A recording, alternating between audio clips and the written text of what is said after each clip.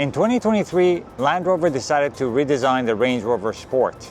That was following the Range Rover's bigger sibling Redesigned, and as you guys can see right behind me, they went with a full minimalist design. Some of you might like it, some of you might not. I think it's a really clean design. They didn't really go in terms of a full revolution in terms of design. They actually just evolved the Range Rover's overall design language and made it much more clean overall. As always, guys, I'm going to be going over a few things of the vehicle, but in this week's episode, I'm going to be doing the top 3 likes versus the top 3 dislikes that I experienced during my time with this Range Rover Sport SE Dynamic that sits right behind me. So as always, guys, let's strap in and take a look.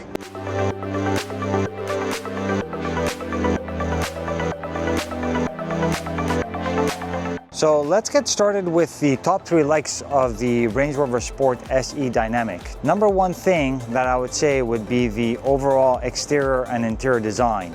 And as you guys can see, Range Rover decided to go full minimalist on the design. They actually thinned out the headlights, they made the front grille a little bit smaller, and they cleaned everything up quite a bit to make it very unified, and they even minimized the amount of body lines that you see all around the vehicle. On the side, you get to see very little body lines, as you could see over there, but everything else basically stayed quite clean. They also decided to completely redesign the rear and keep it quite simple. Some people that actually tint the taillights basically makes the back look very, very clean. Overall though, if you compare this to the previous generation Range Rover Sport, this has a very similar look and design to it, but with more minimalism involved in it. As part of this minimalist design that they went through, they decided to make the door handles flush with the body. So when you unlock the doors, the door handles pop out. They also decided to have a very minimalistic design language for the interior as well. They reduced the number of buttons and they made the overall interior quite clean, as you guys can see. So from an overall perspective, the interior, you guys can see that it's actually quite clean. Very little amounts of buttons, and everything is mostly controlled through this central infotainment screen, which is also quite nice. Alongside with the HVAC controls, everything is actually blacked out when it's turned off, and then when it turns on, you get to see the buttons that pop up in this piano black type of surfacing. As I was telling you guys before with the steering wheel, now that the car is on, you get to see that there's different options that light up, and even if I want to, say for example, change something, so I'll press here and now you have arrow buttons that pop up over here as well. That's all part of the clean design language that Land Rover decided to go with on the new Range Rover Sport. The other thing also is you get to see that the gauge cluster is all fully digital now, and you also have the ability to change the layout of the gauge cluster itself. You can put to a regular type of gauge, full map, and then media type of layout where you have the map, the media that you're playing, and then of course some important information regarding your speed and the gear that you're in, alongside with your fuel consumption or fuel gauge as well. So the second like that I have on this vehicle, the Range Rover Sport SE Dynamic, is the infotainment screen and the infotainment system in general. They decided to go with their own in-house infotainment system, and frankly speaking, it's actually quite interesting in the sense that they used a new system that was in-house built and is also quite responsive. A main sort of menu on the side that shows you navigation, your phone, media, vehicle, but this is not the entire vehicle options. It just shows some different things that you can adjust, but most of the vehicle functions will go under this menu over here. And you guys will see that we have even like general type of functionalities alongside with the apps. That's a vehicle. So you have a bunch of different things, and I like the way that the infotainment screen is actually laid out. It's not too slanted or too straightforward. It's within arm's reach. They don't have another way of controlling it except for touch. The other thing also that I like is that you can also, instead of just a touch screen, you can do haptic feedback. So if you go into the settings, display, and then you click on haptic feedback over here. Now, I hope you guys can hear it. It's pretty loud, the haptic feedback. So now if you prefer that, in terms of having some sort of feedback when you're choosing an option, you have that option as well in front of you as well. So ultimately, the infotainment system for the new Range Rover Sport, I find is quite intuitive, quite clean, and works pretty well. The last thing that I want to say that I love about the Range Rover, it's always been known for this, is its quiet interior. The NVH in here is quite incredible. It's actually quite loud outside, but you barely get to hear anything from the outside. So if I open the window, you guys will get to hear that there's quite a bit of noise coming from outside, including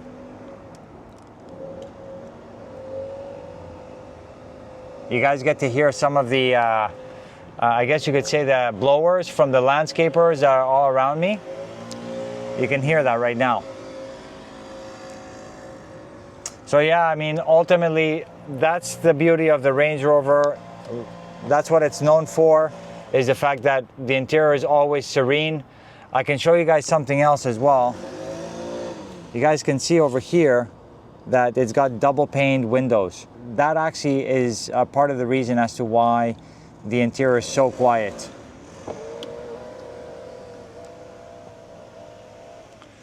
So yeah, I mean, when you're driving a Range Rover, it's all about luxury and serenity, and they do deliver with the new Range Rover as well. I'll show you guys even during the driving impressions as well. All right guys, so I want to show you a little bit of how quiet it is in this Range Rover. I literally don't hear anything from the outside. You hear a bit of the engine noise, but that's basically it.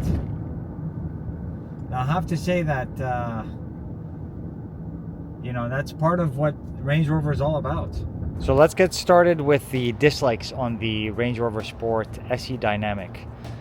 First thing is the questionable quality, reliability of the Range Rover. Historically, they've been known to be quite unreliable, and this proves it, given the fact that this is a relatively new vehicle. It's only got 10,000 miles on it. I want to show you guys a little bit of the issues that it's already facing, given the fact that it's relatively new. When you unlock or lock the doors, for example, the running boards here on the side pop out, and it's barely been used, and you can already start hearing creaking that comes from it. Listen. Let's close it now. Yeah, so that's one of the things that shows some of the questionable quality issues.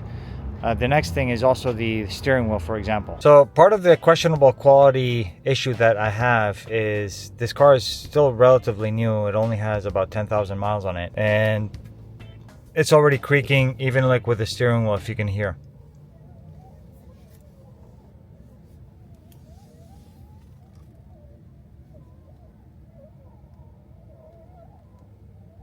I don't know if you guys can hear that, but that's sort of the noise it's making. Let's try it again.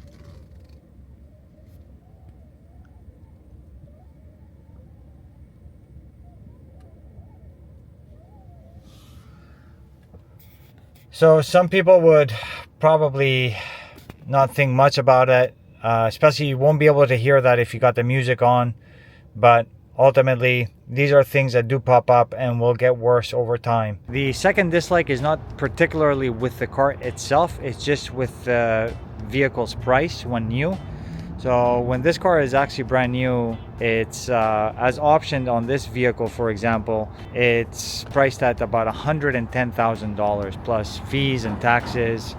And to be honest with you guys, for that sort of price, there's many other options you can go for in the market. For example, like a Porsche Cayenne S, or even like a BMW X5. If you go even a little bit higher, you can go for a BMW X5M.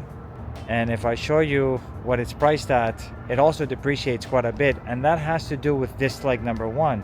It's questionable reliability and quality issues. And that's why it depreciates so much, is the fact that it's very expensive to maintain, and things do break on this vehicle. So the third thing I don't like about the Range Rover Sport is the way it drives. Now, of course, this is more intended to be a luxury vehicle or luxury SUV as opposed to a sport, despite its name being a Range Rover Sport. But this definitely does not handle like a sporty SUV. I mean, I even have it in sport right now, in sport dynamic for the transmission. And yeah, it's got the mild hybrid V6. It's not super powerful, but I mean, at the end of the day, you are driving a Range Rover Sport. Now, don't get me wrong, it's super serene in here, so that's a good thing about it. But you know, given its name, it's not really a sporty drive. It does feel a bit like a boat, and there is quite a bit of body roll when you're driving it. Now, I can't tell you what its off-road capabilities are, but we all know that it's got a whole load of different off-roading options, different off-roading drive modes as well. It's got the camera system that also shows you through the hood itself. So we all know that the Range Rover line of vehicles, especially the Range Rover and the Range Rover Sport, are very capable off-roaders. Now, I can't tell you that based on my own experience. Getting back to what I was saying before, given its name of Range Rover Sport, it's not sporty at all. So, you know, if you're getting this vehicle to, you know, to have a dynamic type of driving experience, you're definitely not going to have that, to be honest with you guys, because it's a very large vehicle. It has a lot of body roll. So, you know, if you're looking for something more dynamic in the similar price range, I'd probably go for a Porsche Cayenne S. So guys, I hope you enjoyed this video where I covered the Range Rover Sport SE Dynamic, the redesigned version, and I covered the top 3 likes and dislikes of the vehicle. Let me know in the comments below if you guys enjoyed this style of video, and if you want to see other types of vehicles with the top 3 likes versus dislikes. I want to give a huge thanks to Aston Martin of Orlando for allowing me to spend some time with this vehicle and give you guys my opinion on it. Make sure to stay tuned for additional reviews on other vehicles in the future. And as always, I want to give you guys a huge thanks for all the likes, all the views, and make sure to stay tuned for additional footage. All right guys, thanks. Take care. Bye-bye.